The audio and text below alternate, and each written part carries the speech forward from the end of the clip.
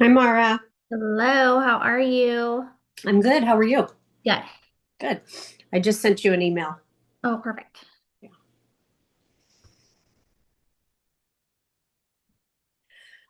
The class tomorrow at 10 o'clock, what's it called?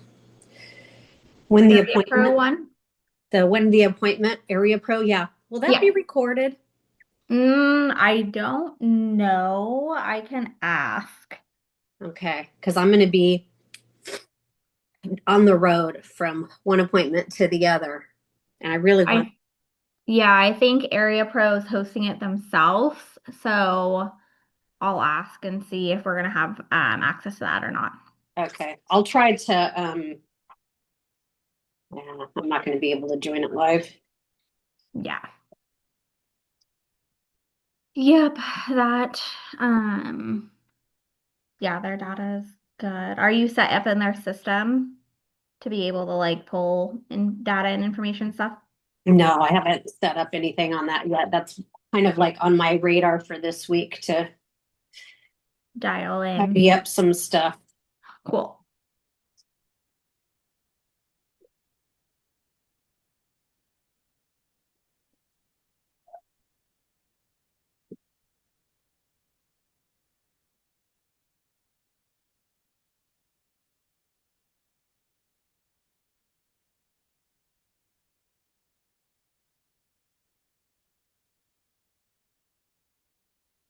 We'll give people one more minute.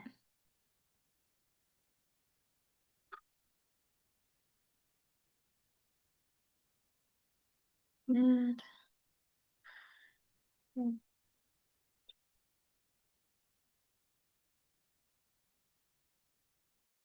then, yeah, don't hesitate to host open houses in the meantime for that agent or a different agent, even if your social media is not quite where you want it. Because a lot of the times, as long as the listing agents put it on the MLS, it'll still filter to like Zillow and Redfin and Trulia, and that's where a lot of that traffic will come from. Okay, awesome. I'll take a look at that today then. Where in MLS? Because I'm in the Flex MLS down here. Is that the same MLS you're in? No, Flex MLS is primarily Southern Oregon, and then Central Oregon uses like the same platform, but on the agent's listing load on the back end, only the listing agent can do it, which is where you just have to Yeah. remind them to make sure they have. There's a little box that they can check and then schedule in those open houses, so it filters. Okay. I'm just wondering, well, I guess I could call MLS. I want to know, I don't know where within my MLS I can find the broker tour for Grants Pass and then also like, how do I find out who's having open houses? There's got to be something in MLS, like some type of a sheet, right? Yeah, there is a search feature of that. I'm not sure 100% how to navigate to that within the Flex MLS, but I'll just give them a call. Polly could also probably tell you. Okay, perfect. Yeah.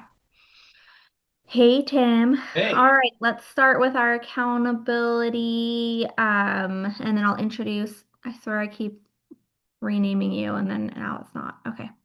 Oh, maybe because you're host now. It won't let me. Okay, perfect. Shelly, how's everything with your weekend and your accountability?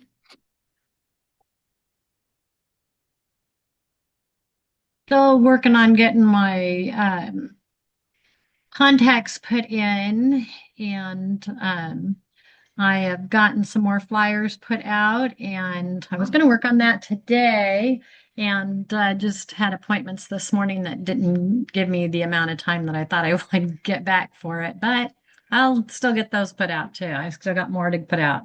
Awesome. Good job. Khadijah, how's everything with you? Hi. Well, I was gonna do an open house on Saturday, but I got a cold, so I Oh spent no. all weekend being sick. Oh, Um, Much better today. I did try to send out a referral to an Oakland agent for the lady who wants to sell Oh, her good. house in Yep, California. perfect. So I found it was and I attempted to do it myself via command, and I thought I did, but he didn't respond to it. So I don't know. Do maybe some agents not use command?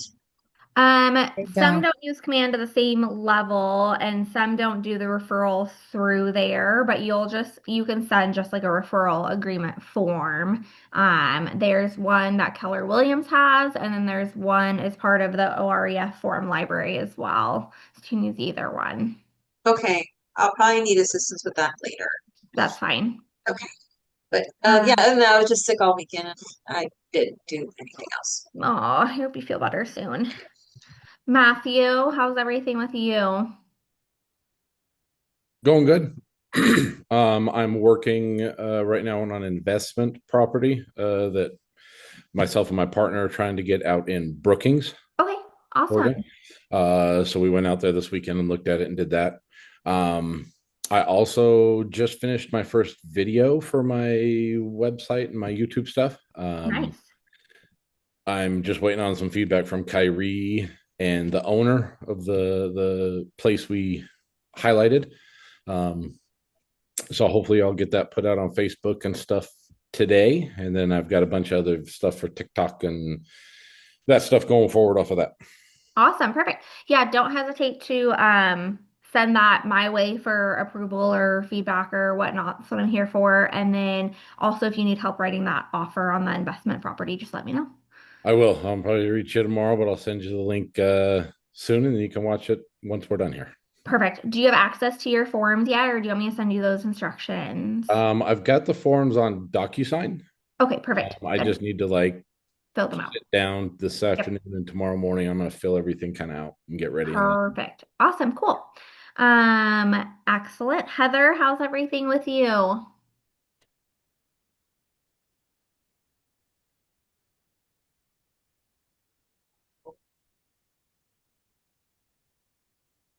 Are you there, Heather?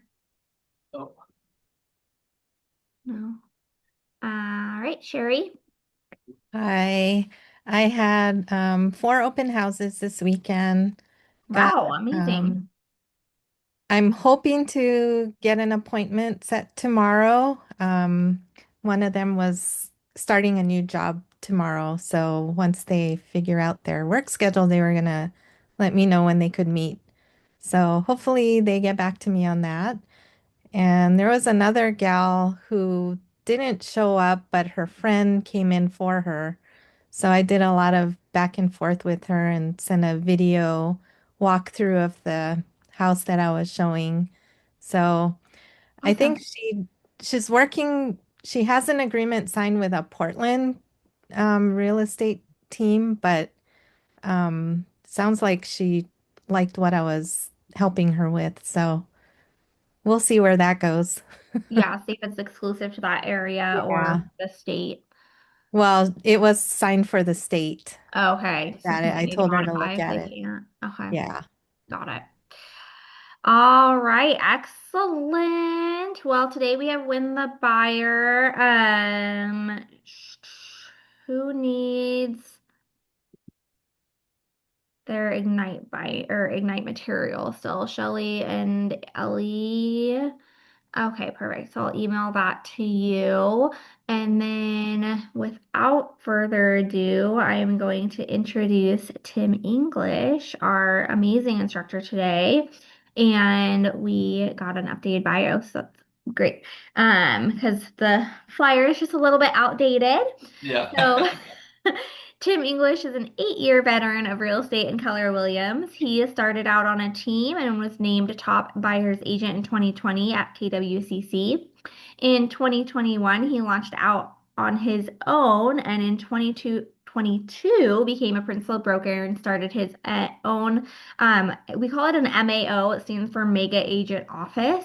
So he has his own like office footprint in Dallas, Oregon. Since then, he has consistently been recognized as the top solo agent at Keller Williams Capital City, and last year was no different. He also served as Polk County Association of Realtors president for 2025 and was named the 2025 Realtor of the Year for Polk County. We're Realtor of the Year twinsies. Yeah. So, without further ado, you guys are in wonderful hands for winning the buyer. And definitely soak it all in, ask all the questions, and enjoy your time. Right. Thank you, Maura. I appreciate it. All right, well, we will jump right in. Let me share my screen and I'll bring up some slides.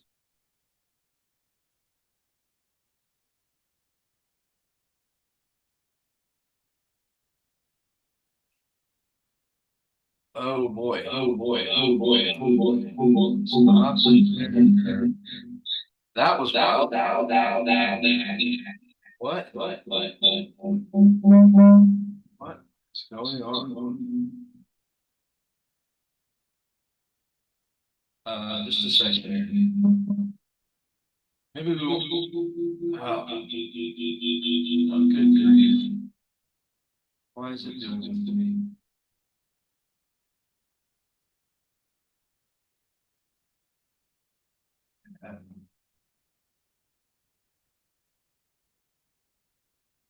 See something.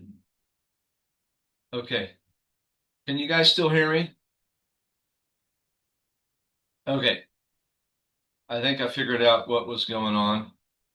I think I'm going to skip trying to share my screen. I'm not sure what was going on with the feedback loop. But everybody good? You can hear me and we're all good? Okay, cool. All right, so if you have your material, basically I'm going to follow that circle that they created for the steps of taking, from a buyer lead to creating, an actual client and going all the way through the process. So I am going to, I guess, just bring that up for my reference. Just a second here. I'll find it. I'll put that on my other screen over here so I can see you guys. Okay, and almost there. Okay, yeah, the buyer service circle. That's what we want. Okay, so we're going to start with leads to appointments. Step number 1. So, boy, I need a different view. Let me see here. Gallery. There, that's much better. Okay, so step 1, and kind of not knowing exactly your different reasons for jumping into real estate, whether you're doing kind of the traditional model of just residential real estate and working with buyers and sellers, or whether you're in kind of the investment space, or what have you. I'm going to be really kind of talking about what it looks like to find buyers and to kind of move them through a funnel process to be able to qualify them and figure out which ones to actually really spend your time on. Because what I find is a lot of newer agents will get excited about the possibility of a client, and maybe they're afraid to ask certain questions, maybe they just don't know, and they end up spending a lot of time and energy on buyers who don't actually end up buying. So I want to save you a lot of time and frustration, and make your time way more productive by streamlining your process. Yes, we love to be friendly. Yes, we love to make friends and get to know new clients, but we also are in business and we can't afford to spend gobs and gobs of time with any one particular client. So, where do we find these buyers? We'll just start with that. So this is meant to be interactive. You can come off mute. We don't have that big of a class. And so, where do you think we're going to find buyers at? Open houses. Oh, I cannot hear you, Sherry. I saw you talking. I am hoping it's not. Yeah, I don't know. You guys can hear me? Yes. Yes. Okay. I can't hear anybody. Somebody say something. I'm not sure why it's not coming through back to me. Hello? Okay, this is crazy. I've never had this problem before. Hello? I've taught this class a bunch of times. I'm not sure what the deal is.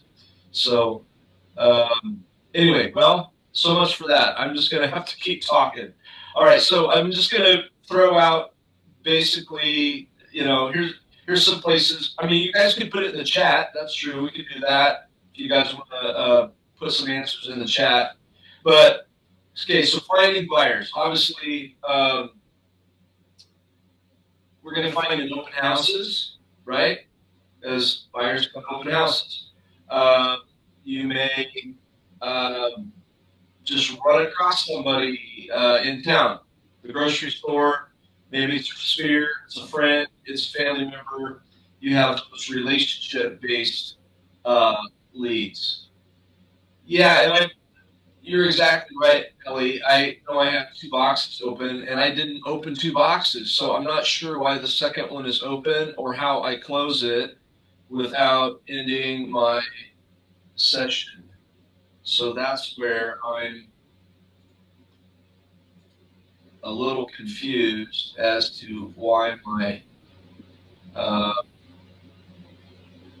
why I'm there. I don't know what to do about that. So I guess I'm just gonna keep going. So all right, so there's a lot of different ways to do lead generation, a lot of different ways to find leads. I would caution you against purchasing internet leads. They tend to be expensive. They tend to be not very high quality. One of the things that I was taught early on, and you'll want to write this down, it's not in your material. When you talk to someone that we're going to call it a have met, somebody that you already know, even if you don't know them very well. Okay, so when you talk to a have met, it only takes you 12 of those conversations to find a lead. Okay, so 12 conversations with different people that you actually know will lead to a lead. If you talk to have not met, right, people that you don't know, it will take you 50 conversations to find a lead. Okay, so you're going to do 4 times as much work to get the same result. So what that tells me is that I need to know more people, right? So really in real estate, it's kind of the name of the game is how many people can you meet, right? And become friends or acquaintances with. Like the more people that you can meet and add to your database, the more Mets you have, more people you have to talk to, the easier it is to find leads. Okay. Here's another ratio that I will give you right off the bat that will help you in your business. For every 100 people that you have in your database, that will equal 6 pieces of business in any given year. So you can kind of do the math, right? Think about your financial situation. How much money do you want to make? How many, right? And then what's the average commission based on the median sales price? So let's just use $400,000. That might be low for your area or high for your area. I don't know. It's a little bit low for our area, but if we use 400,000 and we get the typical commission of 2.5%, that is a $10,000 paycheck, right? So let's just say, I want to make $100,000. Well, then I need 10 of those paychecks, right? If I want to gross that amount of money. So if I need 10 deals, then I need somewhere close to 200 people in my database. So you show me your database, how many people are in your database, and I can just about tell you how many deals you're going to do this year. Okay. So, I mean, yes, we can put a lot of effort into other things, into open houses and, I don't know, door knocking, or other forms of lead generation. But ultimately, it's about talking to people that you're actually going to be able to capture their information and build a relationship with and add them to your database. And if you're just consistently adding people to your database, let's just say you added one a day, right? So 5 a week, 50 weeks, let's say, boom, that's 250 people you could add this year if you were intentional about it. That when you followed up with them next year could translate to 15 deals, right? So like for instance, I've grown my database to around 900. And, there's people that, you're always going to have people that move away, pass away, right? Or end up working with someone else for whatever reason. So you're going to have some attrition. You always need to be adding new people and growing your database. So anyway, I say all that to say that's the key. Know those two numbers. And if it was me, I like the more organic leads built on relationships than hunting for people that I don't know. That's going to take me 50 people to talk to just to get one lead. Does that all make sense? Okay, cool. So it's up to you. What they typically say is that, it's your business. There's a lot of different ways to do real estate. And kind of based on your personality and your situation, different things are going to work for you. So find something that you enjoy, and pick that as your lead generation lever. For me, again, it's calling my sphere. It's doing events and joining networking groups, or civic, affinity type groups where I get out in the community and build relationships with people in those groups. And between those three things, that's what feeds my business. I keep meeting people, adding more people to my database, and that's how I do my lead generation. So you just have to, usually you're going to have 3 buckets, right? Or 3 levers, whatever analogy you want to use. And one of those is going to be your sphere. So you get to choose the other 2, but choose 3 different ways that you're going to find leads to feed your business funnel. Okay, so now we get a lead. We talk to somebody on the phone and they say, "Hey, I want to buy a house." Now, we got to know what to do with them, right? We got to know how to qualify this lead. All right. And so I'm going to give you an acronym. This is kind of a famous one. You can find it on the internet. It's called LP Mama. LPMAMA. All right. If you want to jot that down. So what I did early on when I would get kind of nervous, kind of the adrenaline would kick in. I would be like, yeah, I've got a lead. Well, then you start not thinking straight and you start forgetting the questions you need to ask. So I would just have this printed out. I would have it on the wall in front of me so that I could remember what questions I needed to ask as I'm having this conversation with a potential client. All right, so here's LP Mama. The L is location. So where are you thinking about moving to? Right? And then P, price point. What price point are you hoping to be in? And then M, motivation. What's got you thinking about moving?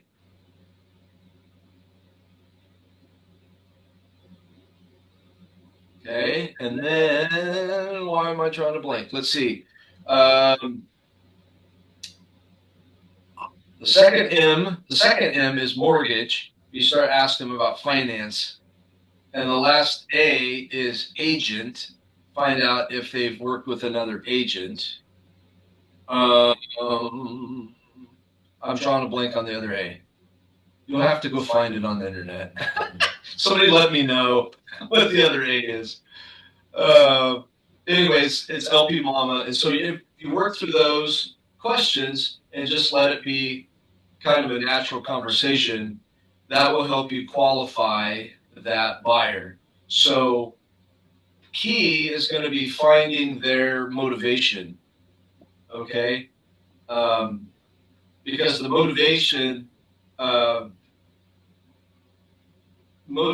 is what's going to move them forward, right? And so, like, they're going to have to overcome appointment. There we go. So maybe the agent was earlier, and maybe the last A was set the appointment. I think is probably what it is. But anyways, you're moving down through those, and you're finding out the answers to that. You can quickly determine how serious somebody is about moving. If they're like, yeah, we have to move. Our lease is running out on such and such a date, or we need to move, or we're planning on moving after our last child graduates high school, or whatever it is, you can find out kind of pretty quickly, what the motivation is, how serious it is versus like a few years ago when things were super crazy and houses were just like flying off the shelf. I had this one elderly couple that called me and said that they wanted to sell their house and move to another house simply because they liked moving every 7 or 8 years. And I was like, that's not I didn't tell them this, but I'm like, that's not a great motivation in that market climate. Like that's just not a big enough reason. And ultimately it didn't, work out for them because they just didn't have a real reason to move. So you want to figure out motivation. You also want to get down to figure out, are they pre-approved? Okay, so do they have a lender? Are they pre-approved? But like, just be careful how you couch that. Don't just like act like you're prying for information. You want to have it come off conversational and I don't know, a little bit like you're like in a doctor's office, for instance. Okay, so you go in, you answer a big old questionnaire about what's going on with you, and then maybe the nurse asks you about it, or the doctor looks at the clipboard and starts asking you some questions about your health, right? So because they're trying to diagnose your situation. So that's essentially what you're trying to do with this potential buyer, is diagnose their situation. And if you answer carefully and kind of like, like you're the expert, then guess what? They're going to respect you and see, oh, this person's the expert. They know what they're talking about. Okay. So anyway, get down to motivation, get down to, not just price point, but like, are they pre-approved? And then boom, set the appointment. All right. So there's a lot of different ways to do it. I think in your material, it talks about like 7 different closings. I use the assumptive close, which is just like, I don't know why somebody wouldn't want to work with me. I'm going to do a great job. I'm going to save them from a bad experience, a potential bad experience with somebody else, and I'm going to save them money, and I'm going to get it done faster and cost them less money. So why wouldn't somebody want to work with me? So I just use kind of assumptive close, like I'm using language as I'm talking them through, as we're having the conversation. But a great closing statement. I'm going to give you this closing statement if you want to write it down. This is a great statement that my first MAPS coach gave me, is once you talk to the person and, nail down all those details, then say something like this. So based on what you've told me, it sounds like we should get together. We should find a time to get together. So again, that's kind of conversational, but again, it's also diagnostic. It's like, based on what you've said, here's the logical next step. So Matthew, thanks for talking with me today. Sounds like we should find a time to get together, and that way I could give you more up-to-date market information. So that's one thing. So you're trying to tell them why, right? Like, the next logical thing is we're going to meet, but here's what I'm going to deliver at the meeting, right? So Matthew, it sounds like we should find a time to get together. And then I could share with you the most up-to-date market information of what's going on in the housing market in your area. That way you can have the best information possible to make, the most informed decision for your family.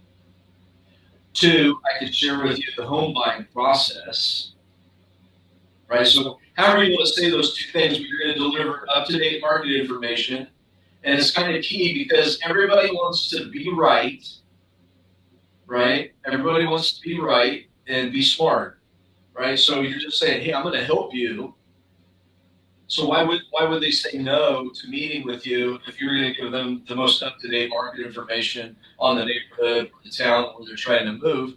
Because otherwise they might make a dumb decision, right? And they don't want to do that. So you're just going to say, hey, that way you can make the best informed decision possible for your family. So you're going to give market information. You're going to go over the home buying process. That's number 2. And then number 3, going to get to know, I want to hear a little bit more about your goals. And then if we decide to work together, we can look at some homes online and see what's out there that fits what you're looking for. So last one is kind of delivering what they really want to do is have, search for homes, right? That's the thing everybody wants to do, is look at homes. So you're letting them know we're going to get to that, right? But before we do that, here's two other really important things that we're going to go over. So again, just say, Matthew, it's been great talking with you. It sounds like, based on what you've told me, is that we should probably look at finding a time to get together. That way I can go over this market information, I can go over the home buying process with you, and then we can take a look at some houses online and see which ones fit your needs. How about, and so then the last thing is just setting 2 times. Always give up 2 time slots. So would tomorrow at 3 or Wednesday at 4 work best for you? And so that's how I close people every time for that appointment. Of course, it's slightly different wording if it's for a seller than for a buyer, but you get the idea that it's basically the same thing. Based on this conversation, it sounds like we need to get together. So I don't use the term appointment. It just seems to carry a negative connotation with a lot of people. Sometimes I just leave it informal. I say, hey, let's just meet together. Other times I will use the term consultation. Consultation is much more like, hey, you're meeting with your CPA, you're meeting with your financial planner, meeting with a lawyer, right? You're having a consultation with an expert. So it sets you up to be the expert. So a lot of times I'll use that word. But anyway, that's how you close for the appointment. All right, so we've gotten some leads. We've used some different lead generation levers. We found a lead. We just qualified the lead. Now, a little bit more on qualifying leads before we talk about preparing for the buyer consultation. So based on this conversation, you're going to find out maybe the person is just kind of like, well, I'm just kind of looking, or a lot of times they like to say, well, I'm just, we just started looking. And in their mind, they're thinking maybe we're going to move in like 6 to 12 months, or maybe even longer than that. And just like people at the store, when you go to the store and somebody comes up to you and says, hey, can I help you? What do you do? I'm just looking, right? I don't want to be bothered right now, right? But really, depending on if I can find the item that I'm looking for in the store, I actually might need some help at some point later on down the line. I just don't want to be pushed or pressured, right? So you want to give people space, but at the same time, don't always just take their words at face value. You got to kind of read into it a little bit. So, for instance, they say they're just thinking about starting. They're just starting the process. Maybe some clarifying questions like, well, in a perfect world, when would you move? Right? And then maybe they give you some answer. All right. Or another great question is, well, just so that so Sherry, just so I know that, I'm not bugging you every week. If I don't want to be annoying to you.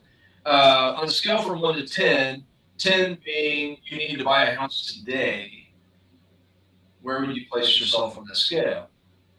All right, so people a lot of times will say, a 7 or an 8 if they're actually maybe thinking about buying in the next 3, 6, 9 months, or if they're more kind of just they don't really have a clear picture of what they want to do. Maybe a lot of times put themselves in the middle. They'll say I'm a 5, right? So if they say a lower number like a 5, couple of things you can do. One, the clarifying question, the follow-up question is, what would need to change to move you to a 10? Right? So now, again, you're talking theoretically, but you're getting information about them, and you find out what in their life, if something changed, then also they would be ready to buy. And you might be able to fix that for them, right? You might, or at least you can understand or know how to solve their problem. Okay. So the number scale works really good for finding out where buyers are at in the process. And then those follow-up questions of, finding out kind of what their timeline is. So then I put them in you put them in your database, right? You put them in command. They're a buyer lead. You tag them, right? Like, I don't know what tags you guys are using, but I use I'll put them in as a buyer. And then based on my conversation with them, if they're going to buy in like the next 3 to 6 months, I label them as a hot lead. If they're like 6 to 9 months or well, it would be more like, a hot lead would be like 0 to 3 months. That's right. And then if somebody's like, I know they're going to buy, they say they're not buying for like 6 months, but I know that if the right house pops up, they might pull the trigger sooner than 6 months. I'll put a tag on them that says watch. Watch this lead, okay? They say they're not buying for a while, but they could potentially buy sooner if the right house pops up. So I want to stay in touch with them, right? And then beyond that, if they're like over 6 months, then I just put them in as what I call a nurture. So again, I'm just checking back with them maybe every 2 or 3 months and just saying hi and seeing how things are going, see if anything's changed. So those are kind of like your 3 levels of buyers, okay? Like right now buyers, soon buyers, and then like buyers that are just out there a ways, and you're nurturing them, you're cultivating them, you're moving them along in the process through having a follow up program where you can set tasks right in command. And so I'll just set myself tasks. I'll talk to the person, write in my notes about what the conversation was about, and then based on the conversation, I recognize, okay, I need to talk to this person next week, or I need to talk to this person next month, or maybe I need to talk to this person in 3 months, or whatever it is. I'll just create a task so that it reminds me to follow up with them.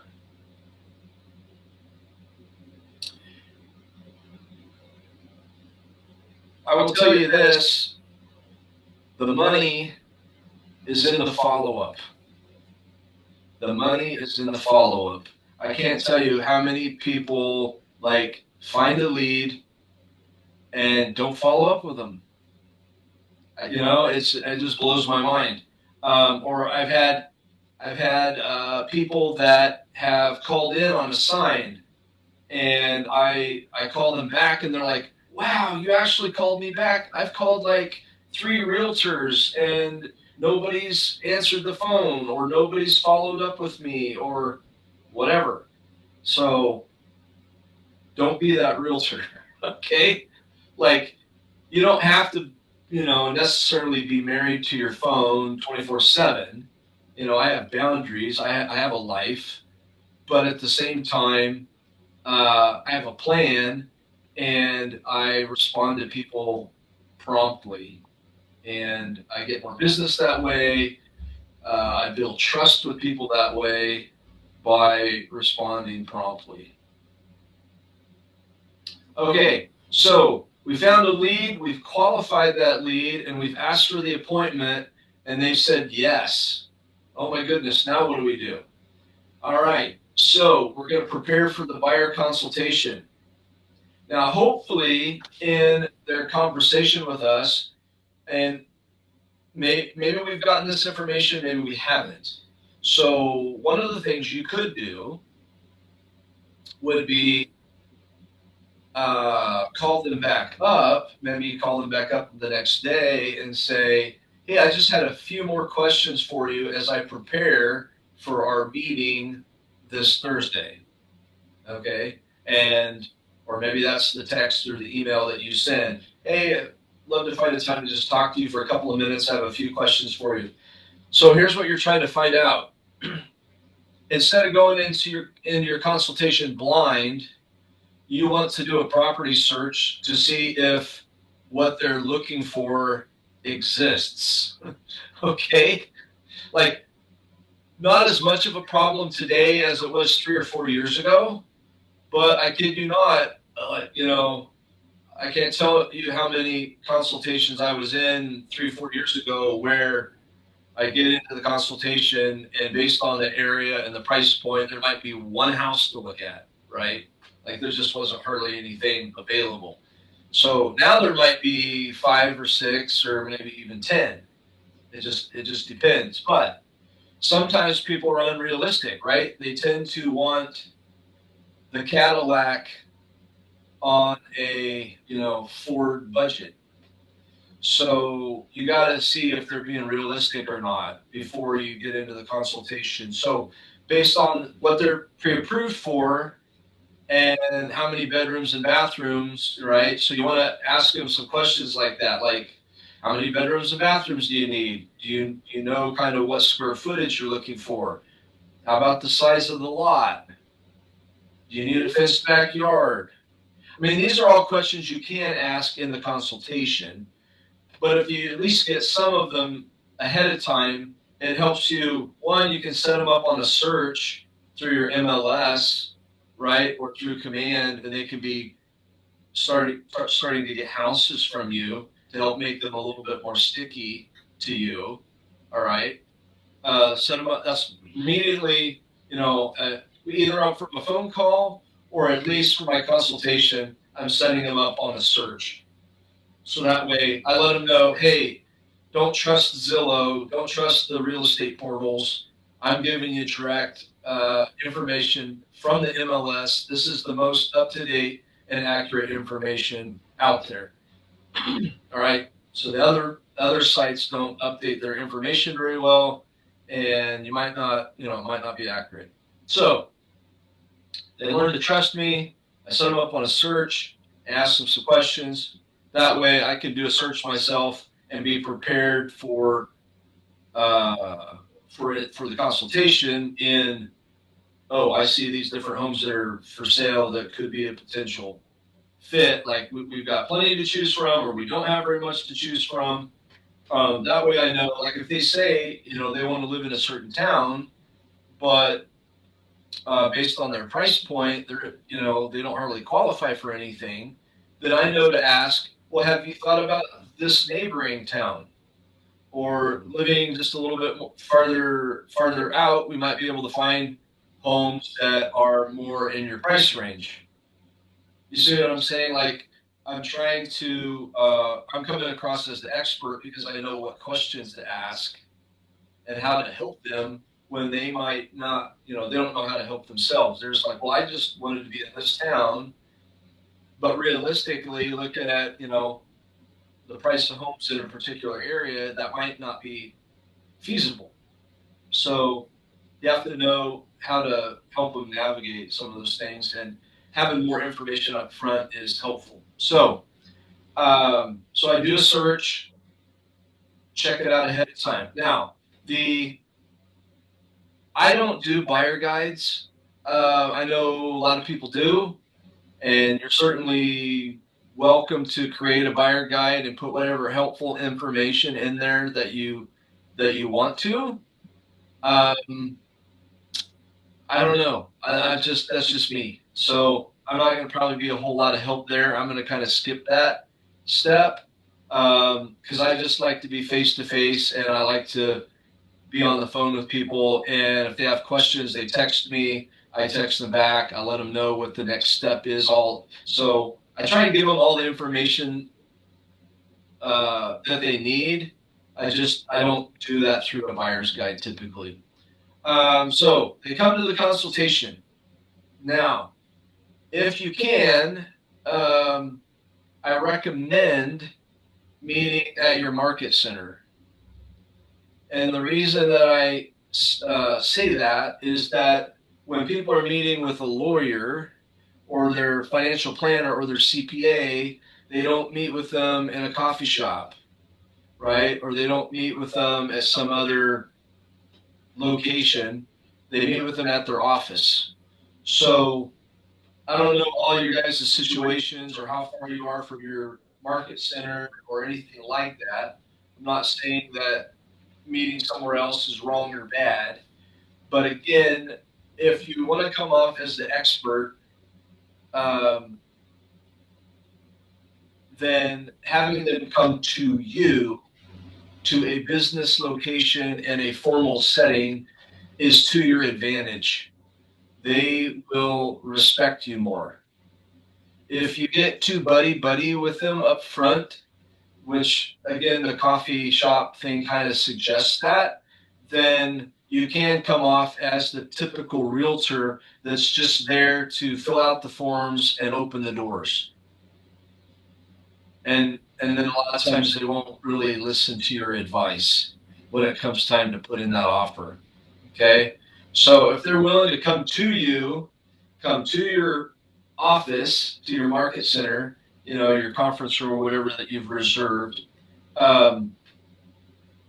it's just you're getting off on the right foot, right? You're getting off as a professional and showing that, you come to work, you have a place of business, and you're the professional. So I would just highly encourage that.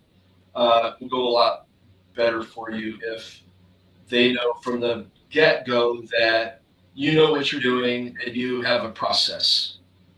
Otherwise, if you don't establish that up front, then, especially if you get a D, right? If you guys know the disc, if you get a driver, they're going to take you for a ride. So yeah, you gotta be prepared. So here's what I say about the consultation. All right, so here's some more things you're gonna want to write down. 3 parts to your consultation.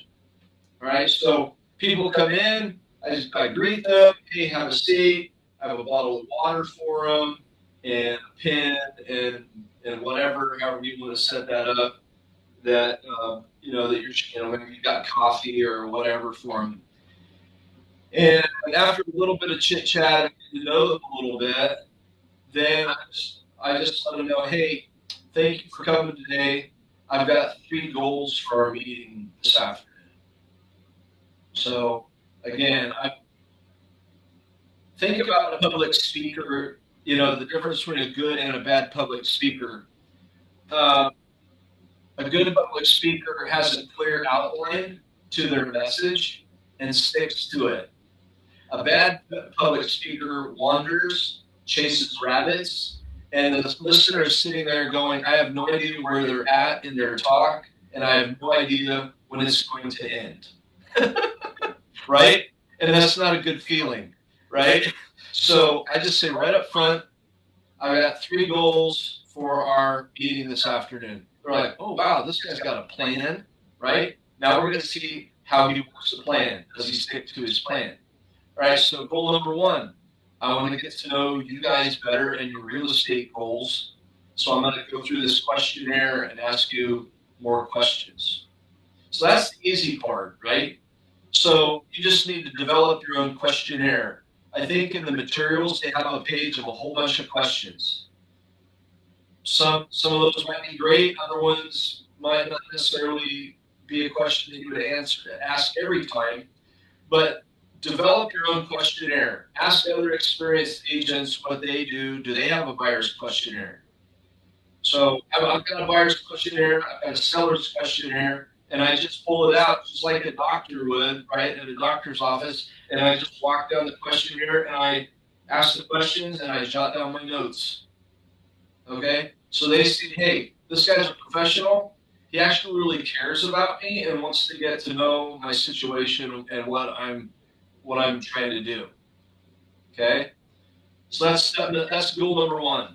So you just walk through that. By the time you get done with that, you should have a really good idea of what kind of strategy you're going to need to use in order to get this buyer a house. Like if they don't have closing costs, right? Like right now, some situations the seller will pay for closing costs, right? On listings that have been sitting there a while. So by the time you get done with that conversation and you find out the financial situation, their goals, what kind of property they're looking for, then you'll be able to turn right around and say, so here's what I would suggest. Right now, this is what I'm seeing in the market. There are quite a few homes that are sitting there for quite a while. And it doesn't mean that there's anything wrong with them. It just means that they're probably a little overpriced. And so lucky you're in a situation where I can guide you and we can find the right house for you. And we, right now, because of the market the way it is, we could ask for closing costs. Not a guarantee, it's not going to work on every house, but we could probably use that strategy to help get you a house. So again, they see, oh, they know how to solve my problem. They know what's going on in the market. So as I start to diagnose it a little bit and give them a little bit of a strategy of how we might approach getting them a house, then I go to point number 2. Remember I said I had 3 goals. So goal number 2 is kind of twofold. Goal number 2 is that home buying process and market analysis. So I'm going to bring up whatever resource you have. Like through Keller Williams, we have Area Pro. So I'm going to bring up Area Pro on my big screen and say, okay, we're looking at such and such a town or such and such a zip code. And in that zip code, houses are selling for 98.6% of asking price. And there's 3.7 months worth of inventory. So that tells me that it's just barely inside of a balanced market, right? So again, you try to explain what you interpret the numbers for them. So 0 to 3 months is a seller's market. 3 to 6 months is a balanced market. Anything over 6 is a buyer's market. And then you can see what what prices are going for, how different properties have had to drop their price, and all that kind of stuff. So I'm setting their expectations. See, like I'm letting them know as we go shopping. I just want to prepare you when we get out into the zip code. This is what you're going to see. There are going to be some different homes for you to choose from, and you might be able to get closing costs, but if you need closing costs, you're not going to be able to write an offer 30,000 under asking and expect the seller to just take the hit, right? So again, I'm setting expectations and seeing what their needs are and trying to make those match up. All right, so I go through all the market data, help explain the market, what they're going to experience, how fast or slow the market's moving, what sellers are willing to do or not do. All right, and then I walk into the home buying process. So here's from here, if you choose to work with me, then we're going to do home tour. Here's what that looks like. Here's what it looks like to put it in an offer. Then we get it accepted. Then there's earnest money and opening escrow, and there's the inspection period. And I just walk through that. And then based on the buyer, right, like if it's a first-time home buyer, I need to do a lot of explaining. If it's more experienced buyer, I might not need to go through the process at all. I might just be able to say, would you like for me to just do a little refresher of the home buying process? And they can say yes or no. So anyway, those are the two things. And the second step is the market analysis and the home buying process. Then once I get done with that, then it's just,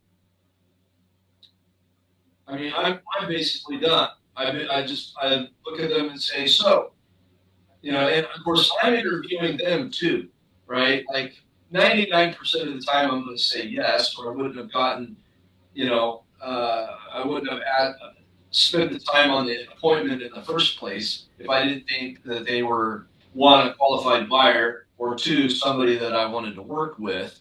But I have had a few situations where I have actually told them that it might be a better fit for them to work with another realtor, and that could be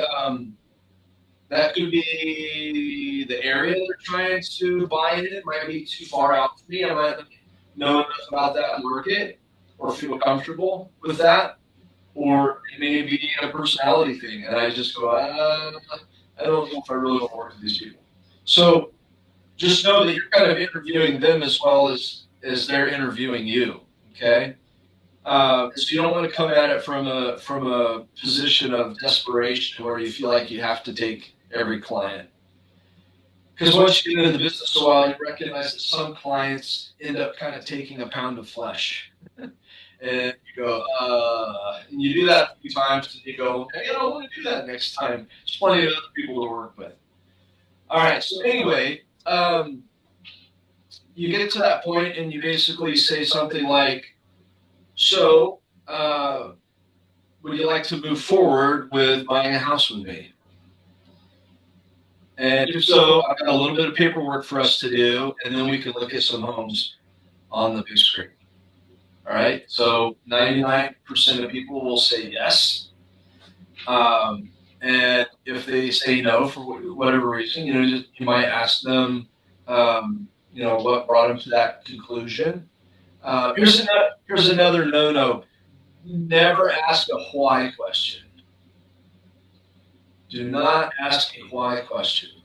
Why questions put people on the defensive, as if they're doing something wrong, or they have to justify their position. And they're like, I don't know you an answer, right? So don't ask it. You can find out the same answer. You can find out the same information by asking a what question. You can just frame any of your questions with a what or a how, but not why. Right? So when you ask the what question, for instance, like uh, what about moving to this neighborhood is important to you? Instead of why do you want to move to this neighborhood? So you just reframe it. What about this is important to you? Or what, anyway, just ask those what questions, because that comes across as just being curious and wanting to know more information. So anyway, they'll say yes, and then you fill out the forms, right? So here's where you kind of have to be clear on your value. I don't know what it's like in your area. We all have to say that there's no set commission. Nobody's told you how much to quote charge.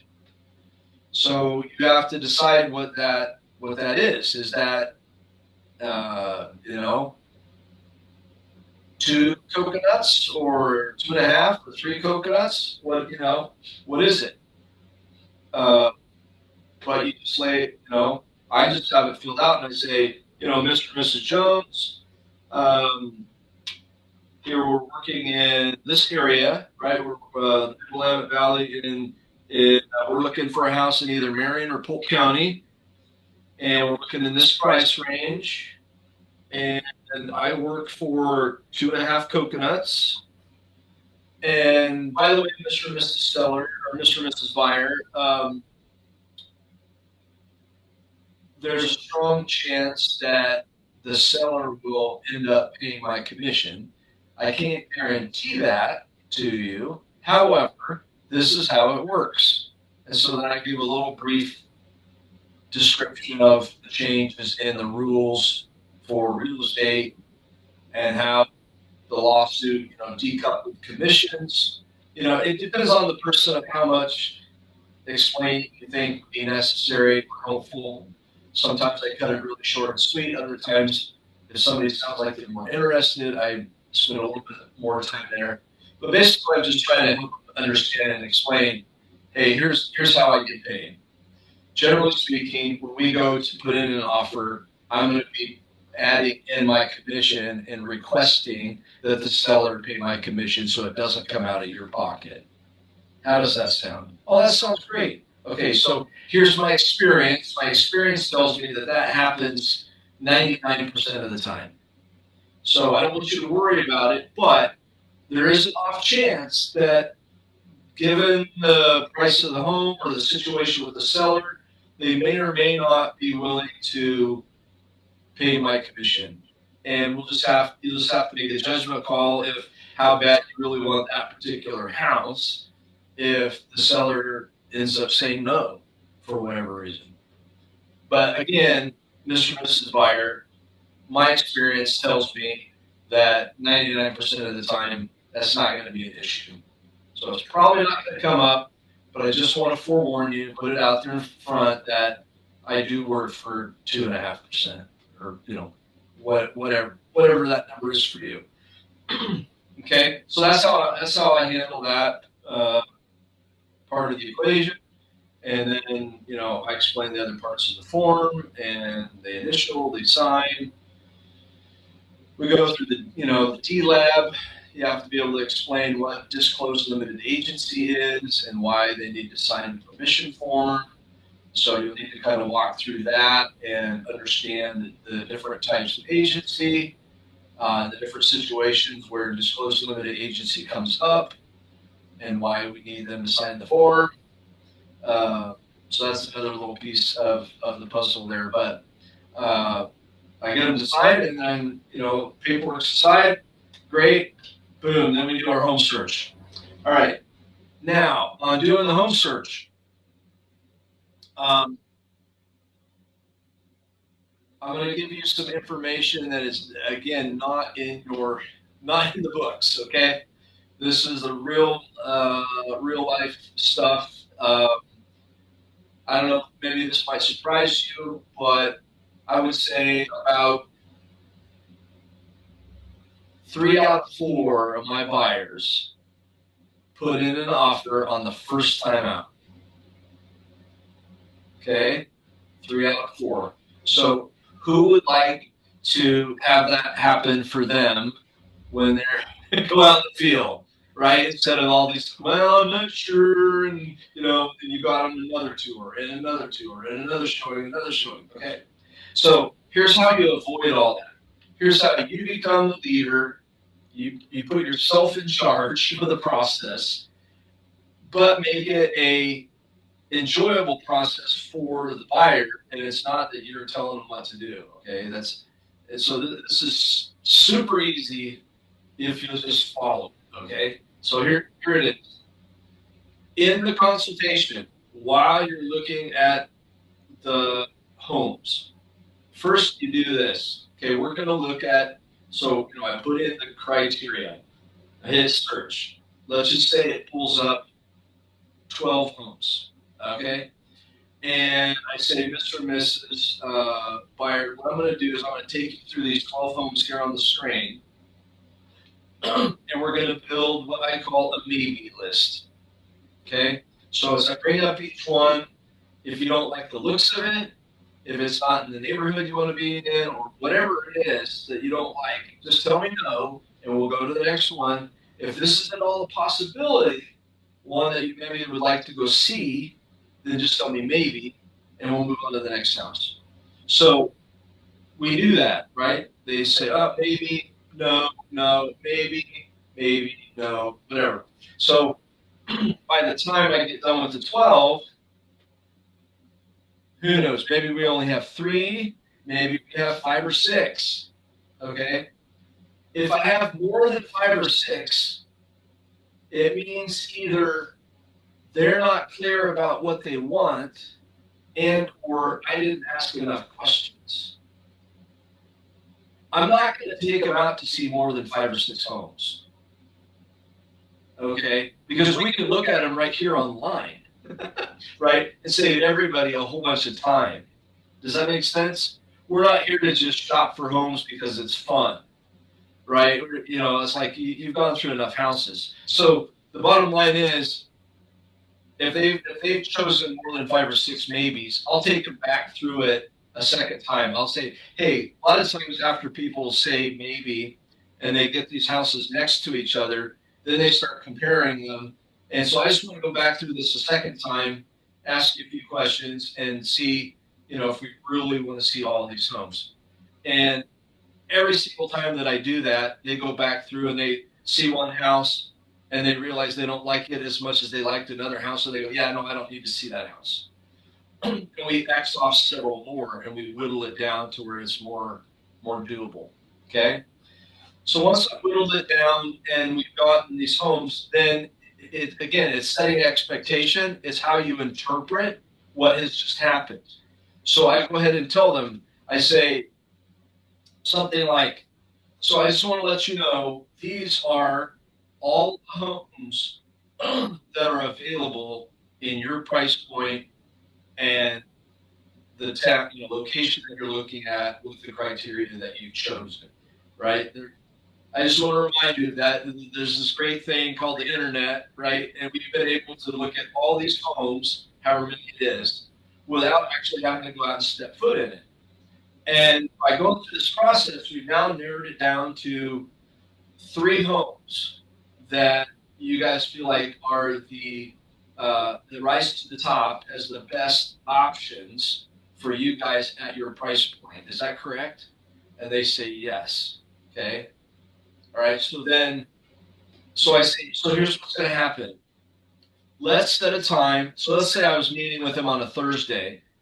And so I would just say, so we work to go out Friday afternoon or Saturday morning to go see these homes. Whatever times work for you, right? Like you set the time. All right. So I say, would this time or this time work to go see these 3 homes? All right. So we set up a time. And then here's where the magic happens. So I've already set in their mind that they've seen everything. There are no hidden listings that they have not seen. They have seen everything. They don't need to go search Zillow. They've seen everything that's out there. There aren't any other agents that have any other listings that are hiding under a bush somewhere. Okay.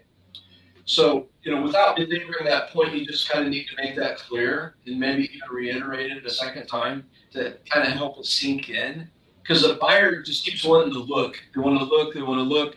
And so they have this fear of missing out, right? They're going to miss out on this hidden house that they didn't see or whatever. So you just got to show them that you're doing your job. And that's why the other important thing is when they give you your criteria in the search, broaden that criteria just a little bit for whatever the parameters that they've given you, and let them know why you're doing it. I'm going to broaden the parameters here just a little bit, and here's why. Because I don't want you to miss out on your next house, okay? Because maybe if maybe if in the search engine we put that we need a 4-bedroom house, what if there's a 3-bedroom house with an office or some bonus room that can also work for you guys? So why don't we put 3 bedrooms as a minimum, and then we can always weed out the ones that we're not interested in. So again, they see, oh, he's smart, he's working for me, he's helping me not miss out on a house, I can trust him, right? So I broaden the parameters a little bit wider than that way they feel like we've seen everything. We've caught everything possible that could even potentially be a possibility. Okay? And then I can say we've seen everything. Now, when we go out and see these 3 homes, the ones that you said are really the best options for you and your price point, I want to let you know, Mr. and Mrs. Jones, did you know that the buyers that work with me, about 75% of the time end up writing an offer on their first time out? And they go, really? And I go, yeah. And it's not because I'm some magic salesman. Let me tell you, I just try to make it very simple and straightforward. And so I use what I call the ophthalmologist method. All right, you've been to the eye doctor and they're checking your eyes, and what do? They say 1 or 2. 1 or 2, right, with the lenses. And most, 99% of people will understand that analogy. And so here's what we're going to do. When we get out there, we get into house number 1. You got to tour house number 1, and when we're all done, we're going to meet back, in the living room or on the front porch or whatever. And I'm going to say, what do you think of this house? What do you like about this house? And you're going to tell me, Abby, I love the kitchen, and I like the backyard, blah, blah, blah, whatever it was. Then we're going to go to house number 2. We're going to do the same thing. And then you're going to hear me say, if you can only choose between these 2 homes, which one would you choose? Okay? And then I tell them why I do that. So what I know, especially if we're seeing quite a few homes, is that a confused mind can't make a decision. And so you don't have to, because I don't want you to have to try and remember all the floor plans and the layouts and all the details about each house. As we move through each house, you guys are going to be making your own decisions about what, the pluses or minuses to each home. And then when we go to the next one, we're simply going to compare those 2. And you're going to make all these little micro decisions about neighborhood, price, condition, layout, all those different factors. And, because only you guys could really make that decision. It's not up to me, right? It's your house. So then you tell me, oh yeah, I like house number 1 better than house number 2. Well, then we don't have to remember house number 2 anymore. We can just forget about it. So house number 1 is the favorite. So we go on to house number 3. Same thing. Do you like house number 1 or house number 3? And in explaining it, I come back again to, because we've seen everything. Because we've seen everything, and we got to see a whole bunch of them on the screen, and we didn't have to waste time, Because Mr. and Mrs. Jones, would you agree that your time is valuable? Of course, they're going to say yes. Yeah, your time is valuable, and I don't want to waste your time, and I don't want to waste your money. So I have a process that's very simple and very easy. And again, it's not about me twisting your arm. It's about me just walking alongside you in a process of discovery such that you reach your own conclusions about which house is best for you. And you'll just find that at the end of the process, it will become very clear the best house for the money and for the location that you're looking to purchase in. Does that make sense? And they go, yes. Now, I'll have some that are a little bit squeamish and they're afraid that I'm going to force them into this funnel. And they're like, oh no, I'm going to be forced to buy something. And so then I give them this caveat. The caveat is, and we can kind of joke about it because we all know it's true, sometimes the photographs lie, right? Sometimes the photographs lie. And so I say, we get out there and we get to the end and you say, I didn't like any of the homes. That is totally okay. That is totally okay. But what you're going to hear me say is this, because there's only three things that we can change in real estate. We can change the location, we can change the price point, or we can change our expectations around what kind of house that we're getting. All right. So if that's the case, if we're out hunting for a home and we don't find it, then would it make sense to go back out and do the same search over again, hoping to find something different? No, that would be the definition of insanity. So what you're going to hear me say is, which one of those three things would you like to change? So they say, yeah, whichever one happens to be the most important to them. Now, 9 times out of 10, you know what's going to happen. It's their expectations. Because they want a certain location. They can't really up their price point. And the reality is they were hoping to get more house than what they can really afford.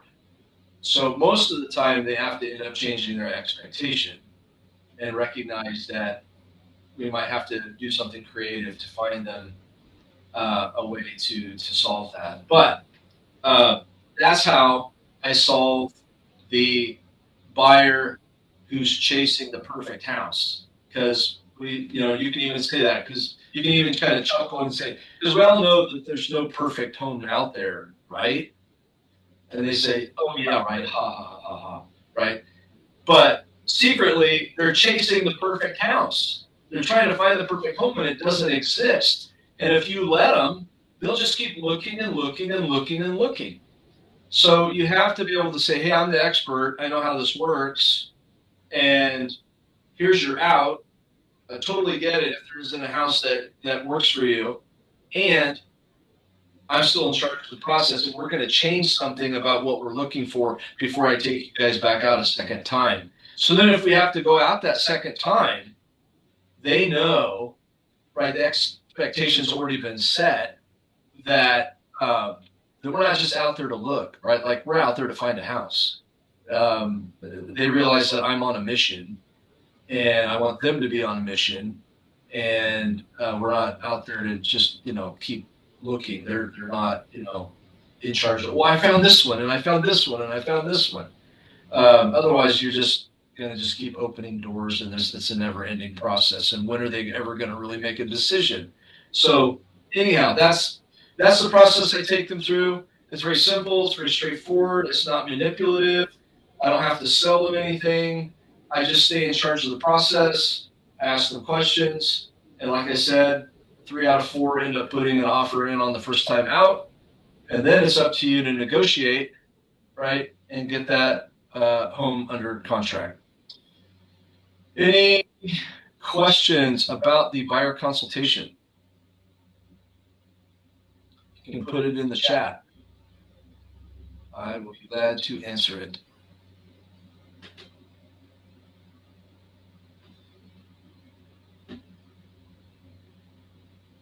All right. Well, if you guys think of something, don't hesitate to put your questions in the chat. Otherwise, I will keep moving forward. All right. So that was number 3 and kind of number 4, how to find a home. All right, so number 5 is offer and negotiate the contract. All right, so this is where the rubber meets the road, right? Like this defines great realtors from not so great realtors. So here's what I would say.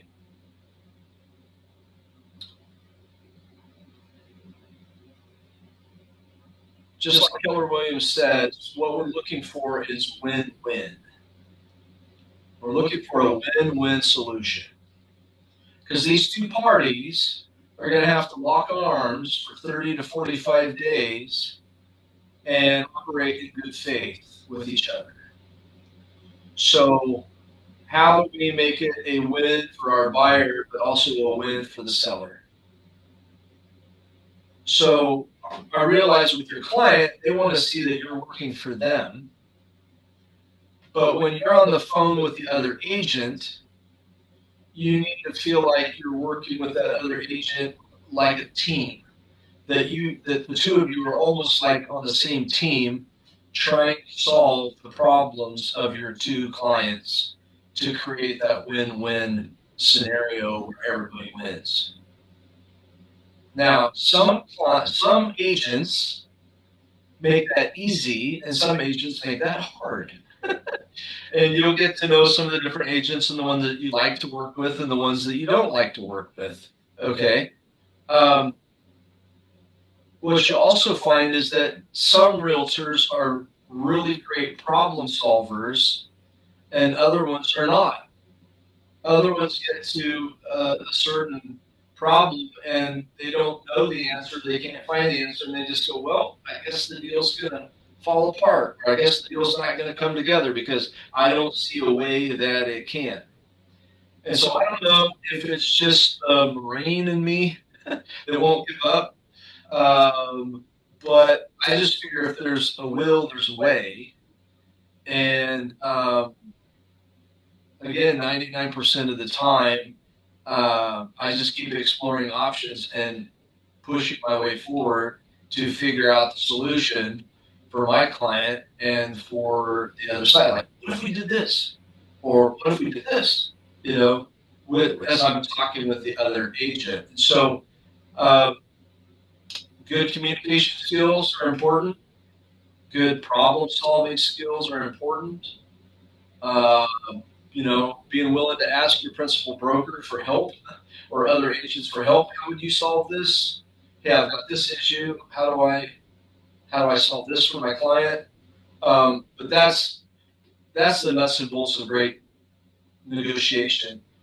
You know, negotiation in real estate is a lot different than, say, you know, in law, right? In law, it's win-lose. One side is going to win, the other side is going to lose. And so you want this tough negotiator. Well, in real estate, it's not about, like, you know, just helping your guy win and screw the other guy. It's got to be a win-win for everybody, right? So yeah, that's kind of the principles of negotiation. Figuring out what works for everybody, you know, and then again, setting expectations. So, like, if I have a client who, or, you know, I'll ask, here's a really great thing for you to do. If you represent a buyer and you're going to put in an offer, call the listing agent. Don't text them. Don't email them. Call them.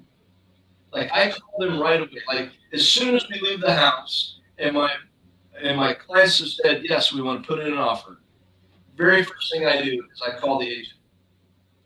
Hey, Mrs. Agent,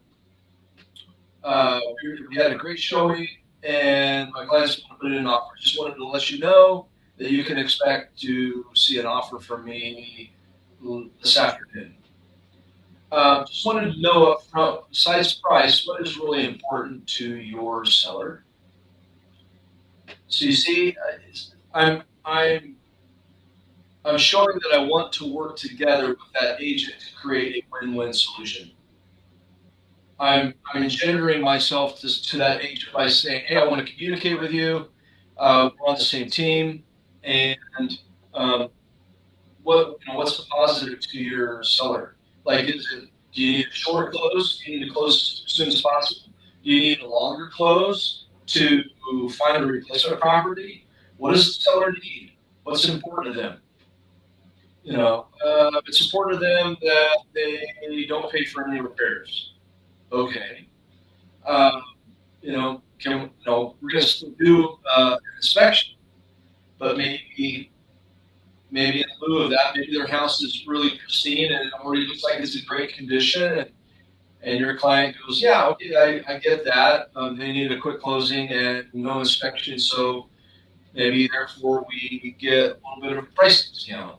You just have to see what the situation warrants, and again, whether the market forces. So right now, because we're in a balanced market, it's kind of hard to know. It's actually harder than when it was the seller's market because it was really obvious how you had to write an offer in a seller's market because you just had to tell your buyer, sorry, take it or leave it. Sellers call all the shots. Well, now it's some of both, right? So it's kind of like based on who the seller is, what their situation is, what kind of house they're selling, and same with the buyer. What's their situation, what's their financial situation, how bad do they love the house? Are we competing? Are we not competing?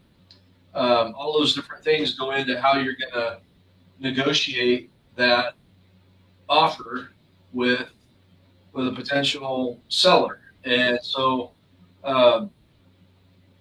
you just kind of have to go in with this attitude of this positive attitude of I'm here, I'm willing to work with you to find all the possible solutions for your client and my client, right? And that kind of, again, endears you to that other agent and realizes, oh, I've got an ally here. We can work together to figure this thing out instead of them feeling like, oh, I've got somebody who doesn't know what they're doing or, doesn't communicate very well or doesn't problem solve very well or what have you. So, I know you're just getting started. You might not know all the ins and outs of that negotiation, but those are kind of some principles to go by that go a long way towards helping you be successful negotiating contracts with the other side. All right, so then you've got to handle this contract to close, right? You're walking it from getting it under contract to getting it closed. So, how many of you have any of you done any deals yet? Okay, all right, Heather has.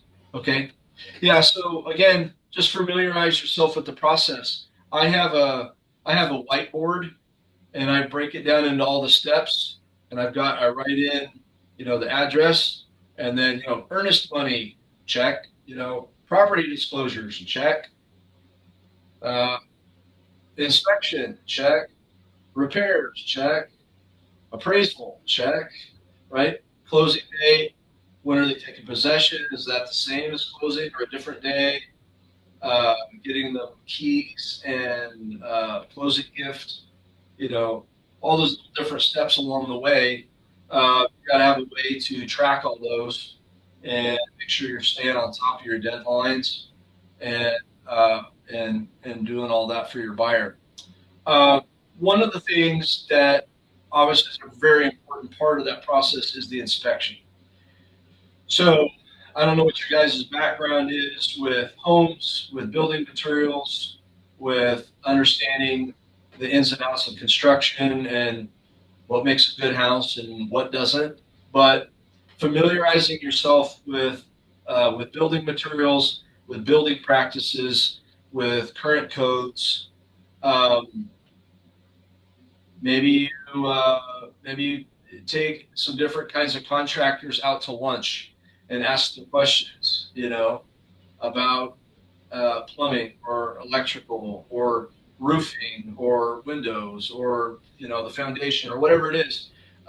Somehow you're going to need to build your knowledge base to make sure that you understand when you get an inspection report in front of you, especially first-time home buyers or young buyers can get really freaked out by inspection reports. They're like, "Oh my goodness, there's all these things wrong with the house," and you just have to be able to kind of calm their nerves a little bit and be able to determine which ones are really actually serious and which ones aren't. Which ones are things that need to be taken care of now versus what could be taken care of later.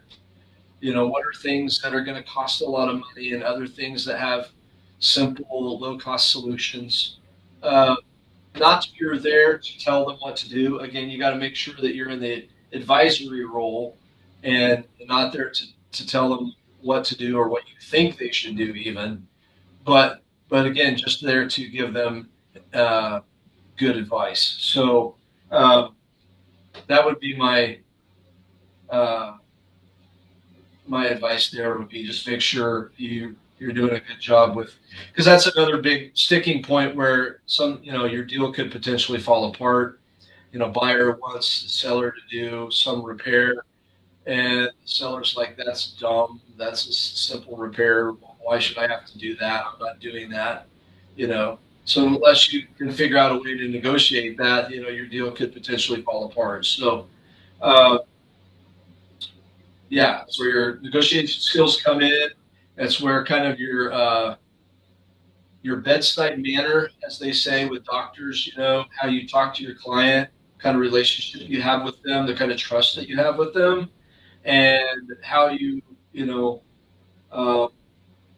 want to come across necessarily like you're on the seller's side, that you're trying to tell your buyer, hey, you don't need this repair. But at the same time, you have to kind of take a step back and say, okay, Mr. and Mrs. Buyer, I get that this repair is really important to you. Let me ask you this. Is this repair worth losing this house over? Okay, just start right there. Yes or no. It may or may not be. They might say yes. They might say, yes, unless this is really repaired, I am not buying this house. Okay. What about this repair is important to you? Well, it's the price. If this doesn't work properly, then we're going to be out, thousands of dollars. Well, what if we could get, our own contractor in here to check it out? Maybe it doesn't cost as much as you think it might cost. Or what if it doesn't actually need, as much work on it as you think, or what have you. And just get them to be open to exploring some other possibilities. So then, yeah, you have a contractor comes in, he or she says, oh yeah, I can get this job done for this amount of money. And they go, really? Oh, okay, well, that's, maybe we can handle that. So, and maybe the seller, maybe that solves it for the seller. Maybe you turn back then and say, hey, such and such company can get this repair done for X amount of dollars. And maybe the seller goes, well, then I'll do it, So I don't know. You just have to explore all the possibilities when you get to that point of negotiating repairs and whatnot. Then your appraisal comes next, but at the same time, they've changed the forms. So I don't know if you guys went through forms class yet or know how much you know about the forms, but in this year's forms, they put in a appraisal contingency. So you have to be able to check whether or not this transaction is going to be subject to an appraisal. And then they have a timeline in there. They want the appraisal to have been conducted within the first 20 or 21 days. So that makes it a little bit more tricky for us buyer agents, because typically we were just waiting to order an appraisal after the inspection period was over. And that can still work, right? Because usually your inspection period, 10 business days, 14 calendar days, that's 2 weeks. You can still get that appraisal ordered, quickly. But depending on, how long your inspection period is, how fast you're trying to close, How long does it take to get repairs actually negotiated? Did you need to extend the inspection period because you're still trying to get quotes?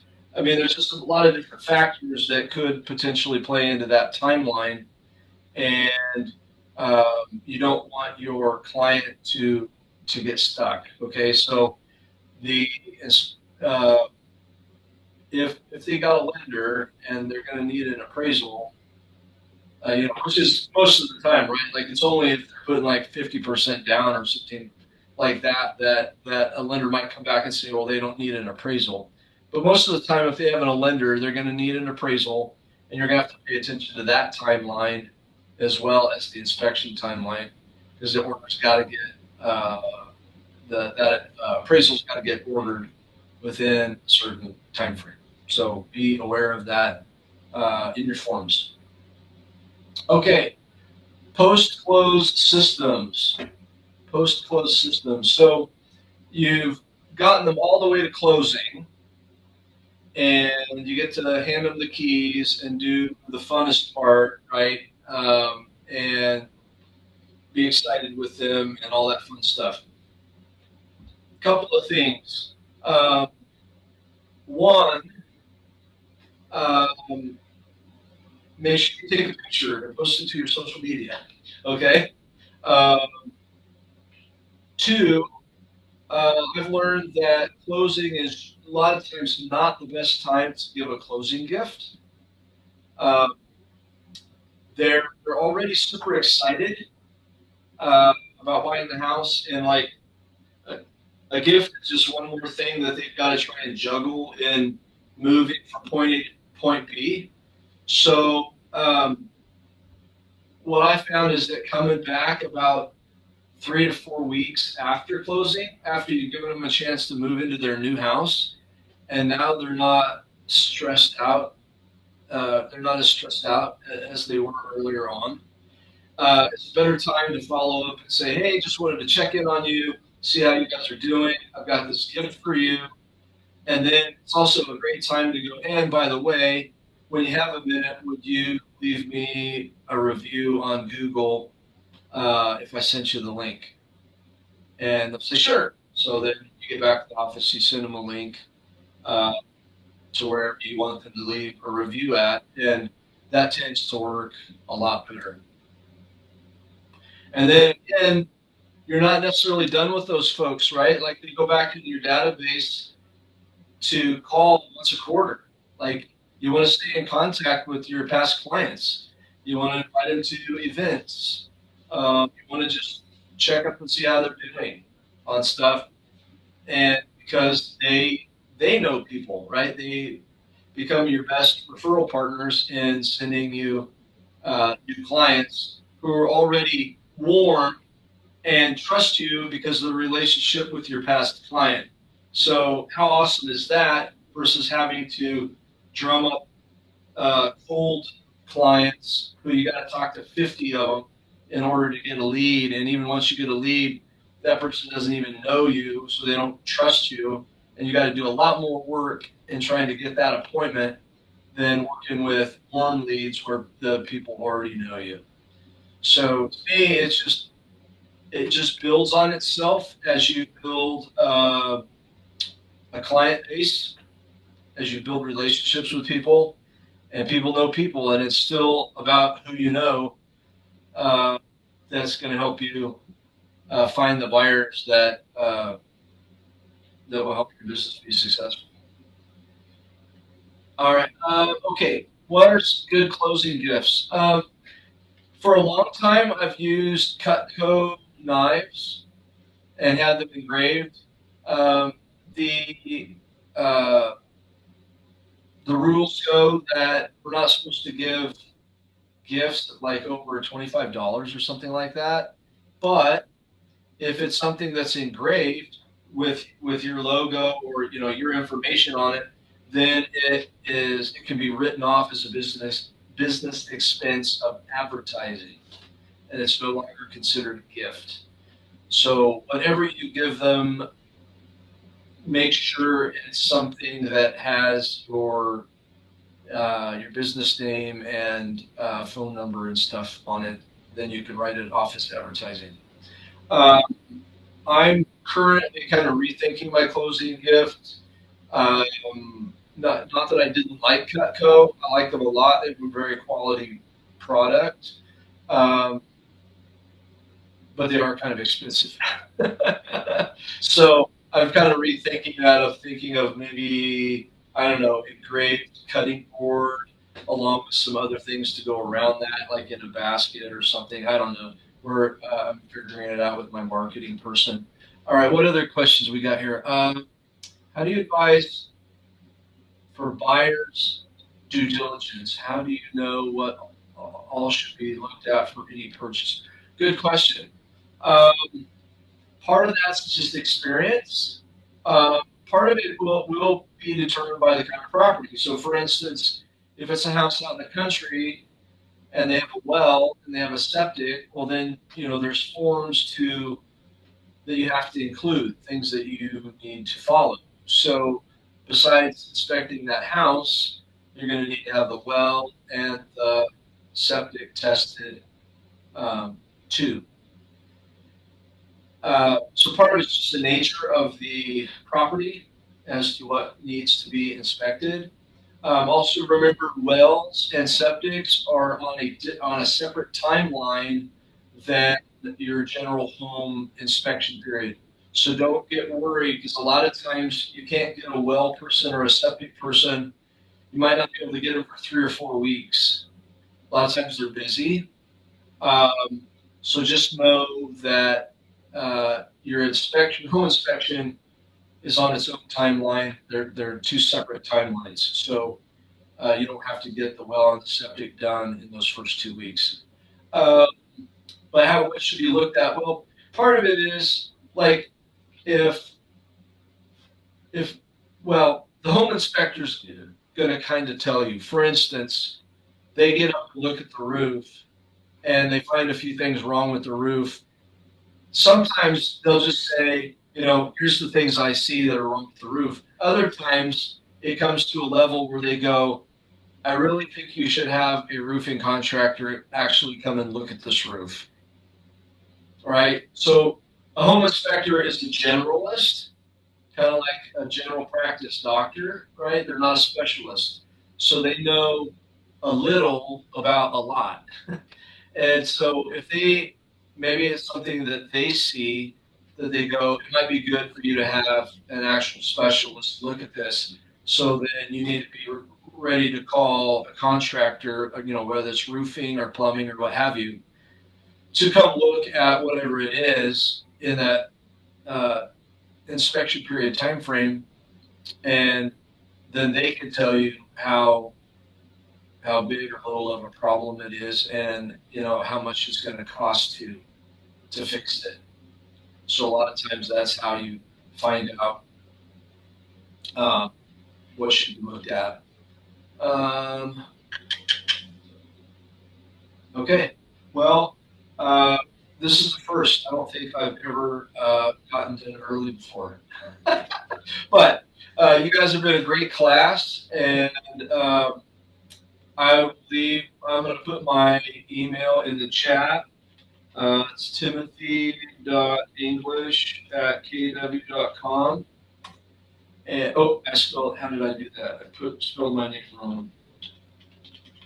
There we go, @kw.com. So yeah, that's better. All right, timothy.english@kw.com. If you have any questions, or even once you get into business and you got a question about the buyer, you got a buyer and you're wondering how to handle a certain situation, feel free to reach out to me. You can look up my phone number. I don't bite, and I'd be glad to help you with whatever, however I can. So thank you, guys. Talk to y'all later.